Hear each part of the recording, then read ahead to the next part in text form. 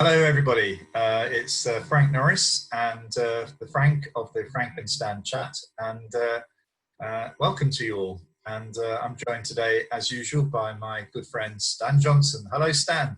Hello, good morning. Yes, and we are a morning. It's just you and me this morning. Yeah. So it's the I think the last Friday in September, and again, you couldn't have scripted it, but quite a lot's happened in the last week. But Stan and I are going to focus this week on staff well-being, and that's going to be our theme for the discussion. Anyway, so just the ground rules: we try not to slag anybody off. We try and be positive. We're kind, but we're also challenging because clearly these are unprecedented times and wrong, and we need to learn from what goes wrong. And I think the key thing is we've got to be honest with each other and honest with everybody we meet. So we try and do that in these chats. So anyway, Stan, anything caught your eye this week? I think, Frank, to be honest, everything has caught my eye this week. It's been like a storm of so many things that affect education, schools, universities. It's been, I haven't been able to think one thing that's really caught my eye, apart from, as I said, just this concern about well-being amongst staff. Yeah, just while you were talking before, Stan, you were mentioning about the wearing of masks. I mean, the wearing of masks has become more fashionable this week. Announced that you have maybe to a £10,000 fine has helped make it become fashionable.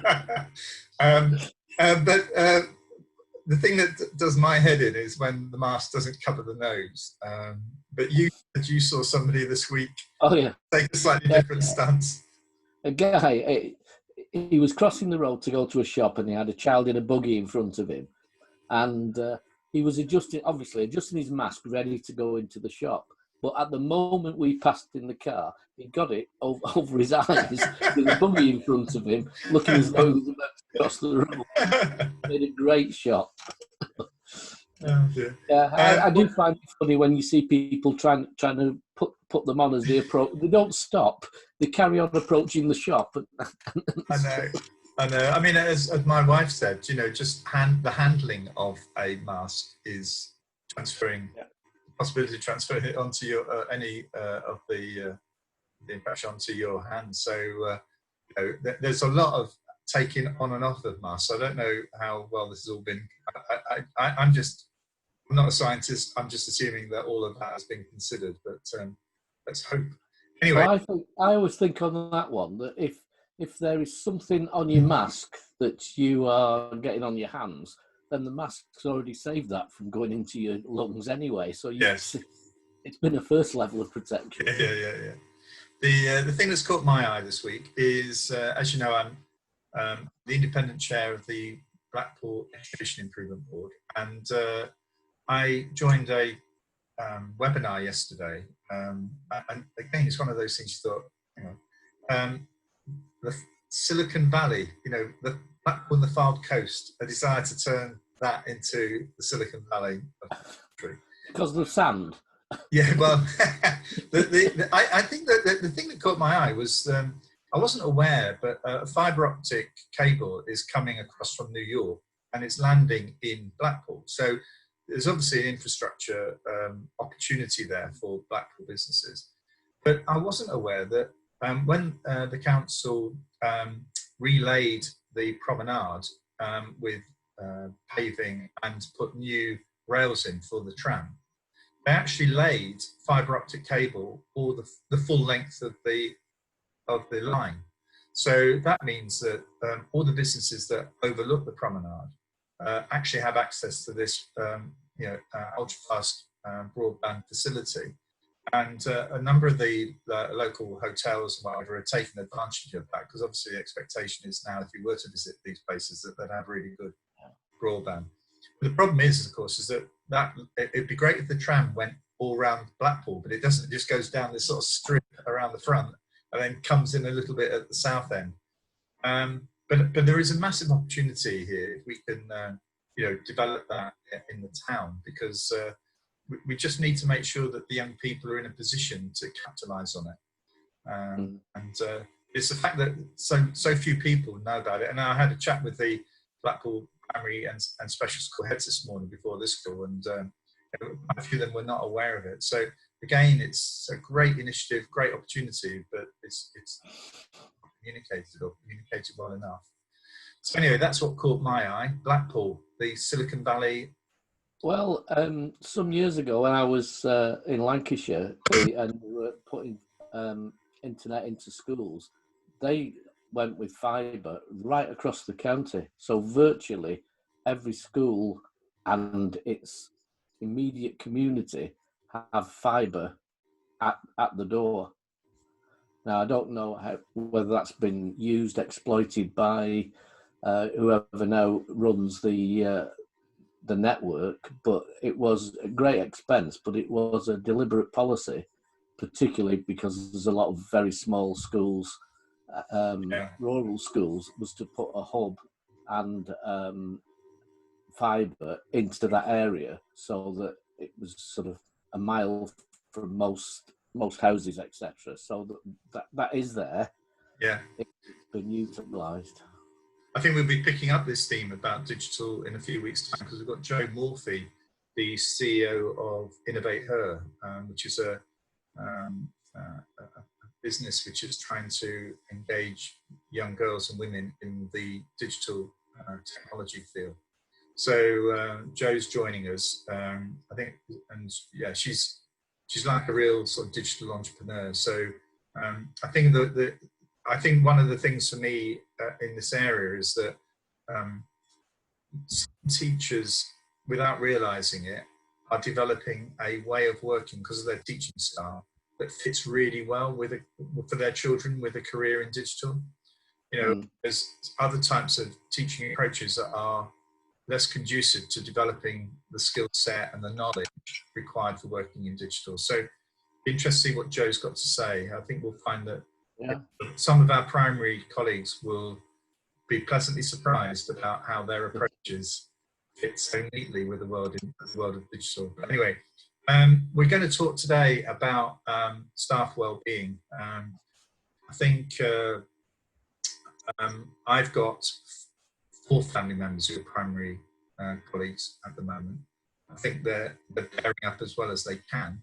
But I was struck by a story I heard about schools taking a very firm line around PPE, blanket approaches to PPE, whereby its staff felt as though they were particularly vulnerable. There was not the facts being offered to those members of staff to actually sort of ensure that they felt safe and were kept safe. And I think obviously that's going to affect people's confidence, their hesitancy, and basically how they feel, their emotional state in terms of teaching. So I think that there is, difficult for head teachers who are probably struggling at the moment to cope with their own mental, state, to actually think about, I wonder how the staff are feeling because of the way that I'm feeling. Yeah, and I think there's a duty on anybody who's a governor or who's got a role in a school just to be checking that up. I know I'm not blowing my own trumpet, but I'm governing 2 schools. Go on, Stan, go on. In both schools, I've written an individual email to say, are you okay through this? And are people looking after your mental health, and are you looking after your mental health while all this is going on? Because, I mean, having been ahead and yourself, Frank, you know that at times that's a very lonely place to be. And some governors, I won't say all governors, but some governors neglect that duty of care for the head teacher. And I think, head teachers are trying to manage now with stuff that nobody's had to think about. And I think you said before, every day now, we used to say every day's different. That's a great, fantastic to be a head teacher because every day's different. But you want some routine, and at the moment, it appears that every day is very different. Nobody knows what's happening. Well, most days you would turn up as a head and know that you'd probably had enough staff to cope with one or two Yeah. vacancies, you know, a member of staff phoning in saying they were ill, even if it meant you had to teach the class for the day. But in a way, you're not. Steady on, Frank. Steady on. but actually, if you're a head teacher now, I mean, I took a view that it was always important that head teachers did some teaching, you know. But actually, I think if I was a head teacher now, I'd be wanting to make sure that I was free, not because I didn't want to teach, but because actually, you know, it's a very volatile situation. You know, you cannot manage things if you've got 30 year fives that you're trying to, you know, to teach and cover. And I suspect there are head teachers today having to do that in order to keep the show on the road. So, you know, I think that there are real challenges here for those colleagues who are under, you know, intense pressure. And I used to cope. Well, how did you cope with it? For me, it was the journey home. I had a 40-minute drive usually to get back home. So there was 40 minutes of me in the car just going through the day's stuff mentally. And by the time I got home, that was done. So I always felt that was a real plus in the job I was doing. I mean, your wife was a teacher, a head teacher. So yeah, she was the. So in a way, you had that, which is good. Yeah. But actually, I think I was fortunate to have, still have a partner, a wife who has never been a teacher, but is probably the best teacher in the family, to be honest. But actually, is able to sort of say, look, you know, leave it. You know, it's family time, and I think that was really important for me because I think I could have easily given hours and hours and hours to stuff, but actually I had that firm line about family life. Yeah, well, when I became an advisor and Jill was a head teacher, there were those awkward situations where Jill would say, what do you think about this? This has happened today. And I'd end up saying, do you want a husband answer or an advisor answer? Because they're very different. Probably one means I won't get any tea. Yeah, I mean, I do think though that the point about thanking people, or at least acknowledging that you've thought about them and you're aware of the challenge. I put a tweet out last week, which basically said, last weekend, it's probably the tweet that has reached the most people of any that I've ever written, about if you think that your school has done a decent job in trying to keep the education system rolling, you know, don't forget to send, you know, why don't you send the head teacher a short note thanking them? It had a massive response, massive, and it reached far and wide. I have to say, 99.9% of the responses said, oh, "I've done it. Thanks for reminding me," or they copied to me the email they sent or whatever. But one parent, it was, contacted me to say that they didn't. You know, I've got children in year 10 and year 5. You know, there's been no home learning for them. You know, I've had to do it all myself, and I don't feel that. And the point I made was that if I was a head in that situation, I would hate it. Well, don't like the word hate. I wouldn't want that person to feel that way. I'd like to know how that person felt so I could try and deal with it. So I replied by saying, well, you know, communicate with them anyway.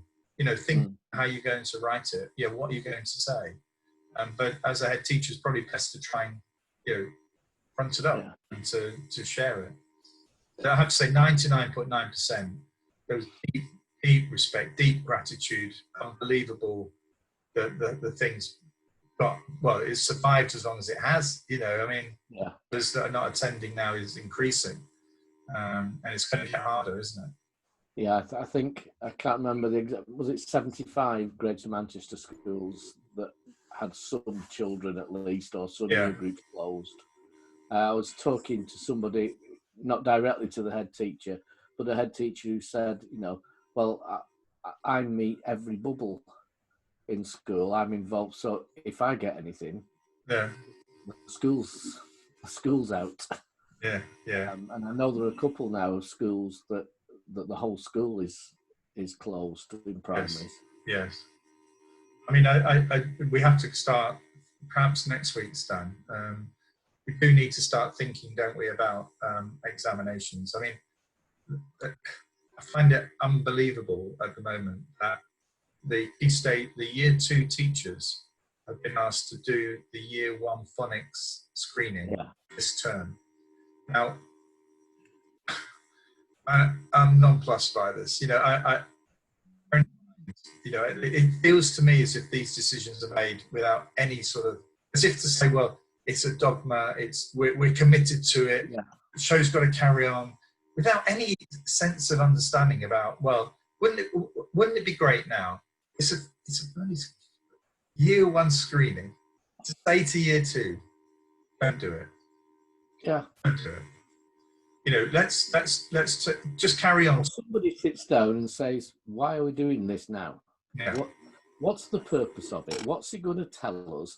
What do we need it for? And if they can answer all that positively and say, yes, it is needed for X, Y, and Z, and those reasons are genuinely for the good of the children, then okay, we'll relook at it. But I suspect that once you get past the first thing about children reading, the next thing is about knowing how well schools are doing, knowing how well local authorities are doing. And Nick Gibbs said, didn't he, that actually basically the primary assessments are done in order to assess primary schools.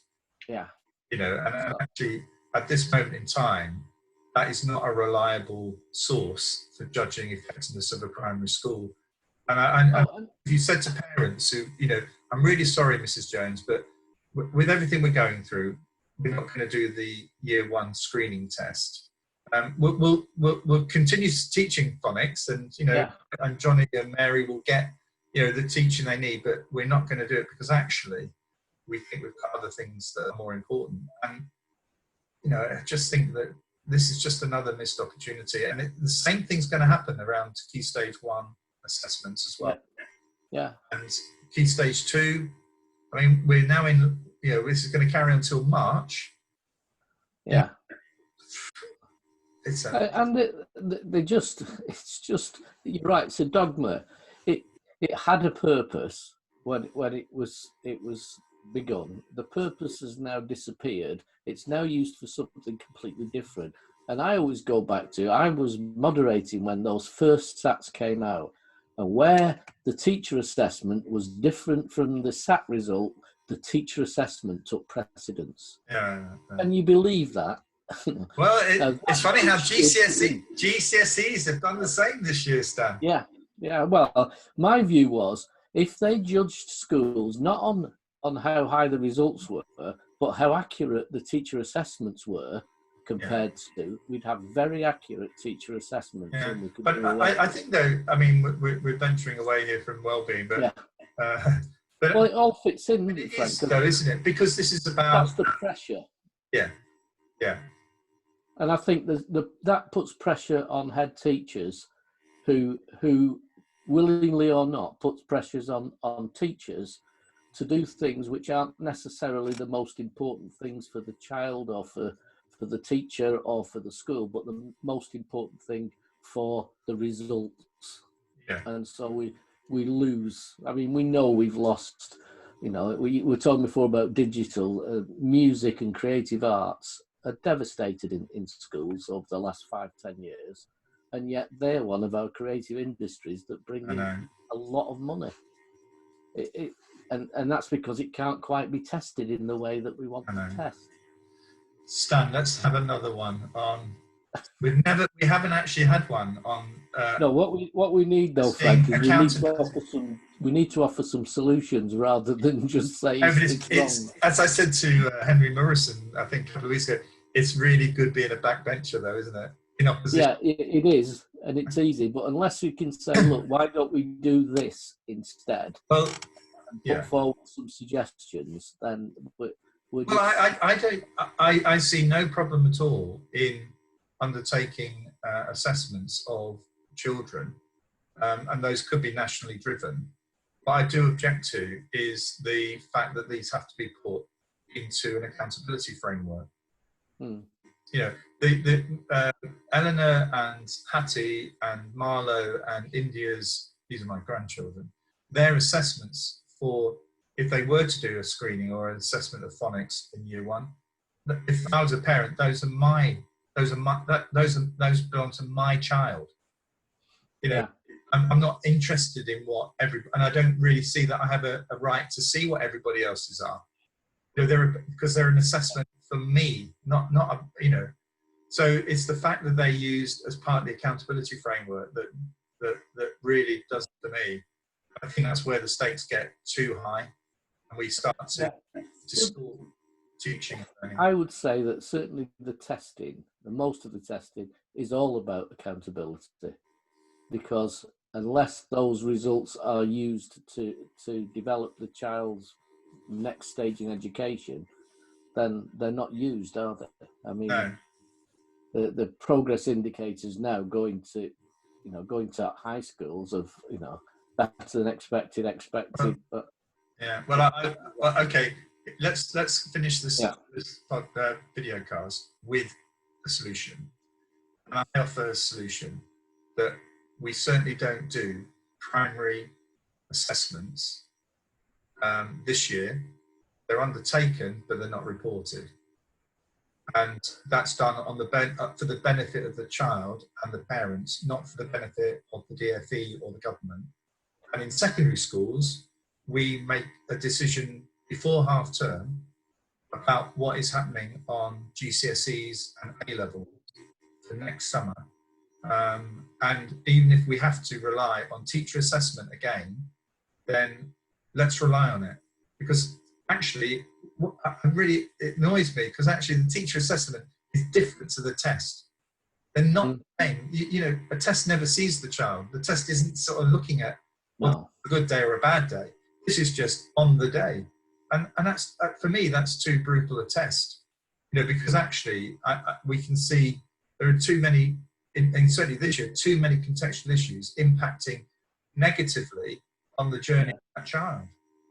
Well, let's use the time then as another suggestion. The time that we would have used in preparing for SATs, in preparing a profile for school leaders, that means that when they go to their next school, the transition time, that's about progress and not about settling in. It's actually about saying where you are, what you achieved, and what happens next to you, rather than, you've got your SAT results, we'll test you anyway when you come into the secondary school, because we don't really believe the SAT results, they don't tell us enough.